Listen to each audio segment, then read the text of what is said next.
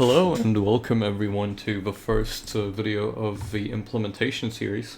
So I have been a little sick, which is why I haven't posted the new a new lecture. I've not posted a new lecture because I was sick. So the new lecture will probably be posted, or recorded and posted next weekend. For now, I just wanted to actually make the first video of the implementation series. Just a short one to get something up and running. I've made a directory for this, right? This series will just contain example implementations of what I will be talking about in the different lectures. So since you're trying to make an operating system, I'm going to assume you're competent enough to download a piece of software. So you need to download some assembler. The assembler I'm going to be using is called NASM. I'm using it should be available in most major package managers. I'm using an Arch-based distro, so sudo pacman s. And then just NASM does the magic for me, and I can install it like that. Now I'll just vim into a new file. I'll call it boot sector asm, and let's recall everything that we need for a working operating system, quote unquote.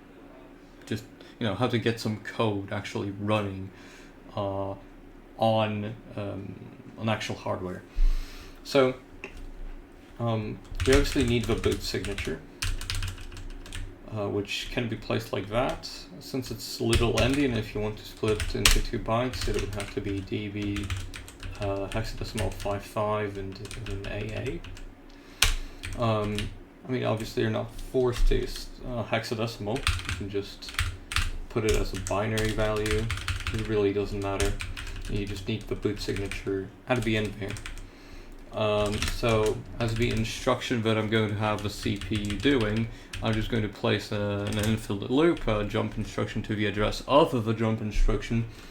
Yeah, and now we have pretty much everything, except we somehow have to pad this space so that this is actually at the end.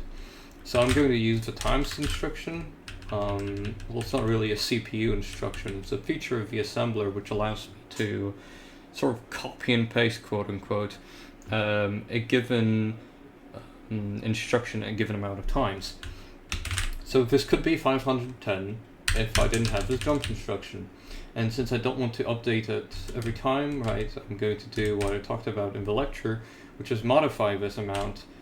So I'm going to subtract the current address, add the address at the beginning of the section, and this is going to, as I've talked about in the lecture, compensate for all the bytes we filled in with instructions. And I'm just going to define byte 0, just something empty so that the CPU doesn't confuse it for anything. I mean, it shouldn't confuse it for anything because it's going to be stuck doing the jump, so I could fill it with any value, but why not? Cool, so now I'm going to assemble it with NASM. Obviously we want a binary format, so fbin. We don't want an ELF file, anything, we just want the pure 512 bytes with the operand of the jump instruction and all the data we've placed there. So with boot sector asm, and I'm going to call the output just implementation.image, impl.image. Right, so now we can actually test that out. For testing, I usually use a piece of software called QEMU. Again, it should be available in most package managers, either under the name QEMU or QEMU -system. On Arch, if you want everything along with the actual graphical interface that QEMU can come with, and not just having to, and because QEMU hosts a VNC server, and you could just go into that server, but if you want a display immediately, a graphical display then you might need QEMU-full on Arch-based distros, and on Gentoo as well, you have to get the QEMU graphical interface separately. Anyway, so you should have QEMU system, right? Or I mean, you don't have to test it with QEMU. You can turn this image into a VDI file and test it with VirtualBox, for example. It really doesn't matter. You could use Box, just anything. I mean, you can flash this onto, you know, an actual mass storage device and boot it on your real computer, which I highly recommend, by the way. It's not difficult to find a guide online on how to flash an image. A software I would recommend, I mean, you could just use DD, which is available in most Linux distributions. But if you want something that is like very, very friendly, there's a software called Lena Etcher. It's spelled like that. Just search it up, and it's very easy to install, very easy to use, very intuitive. And you can get a bootable disk like that. And I highly recommend going to a device and actually booting that. It really shouldn't be that challenging of a task. So I'm just going to test that out. So x86-64 implementation image, and as you can see, it booted from the hard disk successfully because we see a blinking cursor. Great. Now on real hardware, you would usually see just a blinking cursor or a completely black screen. Real BIOSes usually don't have text like that. But, I mean, it depends. It depends for different BIOSes in this world. Cool. So we actually managed this booting because, as proof that this is actually booting the image, if you just launch QEMU system, you can see that it tries to boot from the hard disk, but it fails, and then it fails booting from everything else, and it just says no bootable device.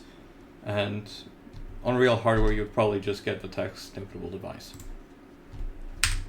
So you can see that it is actually booting it, and the CPU is probably jumping infinitely to the jump instruction. I mean, the cool thing about QEMU, you don't actually need this jump instruction, because the way that the default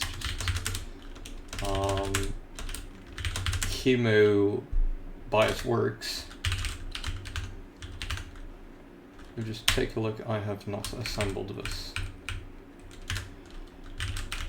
If you just take a look at the way that QEMU works by default, you don't actually need that jump instruction, because it's not going to try to boot from anything else.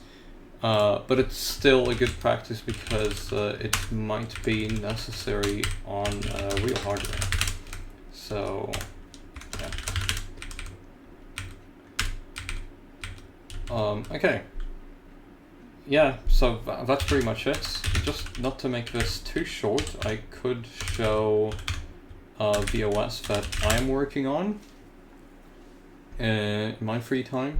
It currently doesn't have a lot of software, so there's not really much to showcase, but I can show it nonetheless. Yeah, so I'm just going to rebuild it just in case. Those are just warnings, they're fine. And I'm just going to run it in QEMU. So it's RaidouOS image. That's RaidouOS by Abstract 327. I'm going to list a bunch of PCIe devices. Yeah, so there's a terminal, and you can actually interact with the terminal, right? So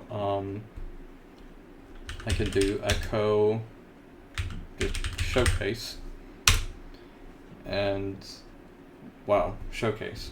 And you can minimize the window in the sense that I can press this over here, and the window is simply going to disappear. I can even do echo, this is a test, which shows me that this is a test. I can minimize it, and it's simply going to disappear. But you know, when I bring it up again, it's the exact same process. But if I close the window, then it's going. Now it killed the process, so I can start it again, and as you can see, it's a clear terminal running RaidouOS Alpha. Yeah, so I think that's pretty cool. That is pretty much everything that I wanted to say and show in this video.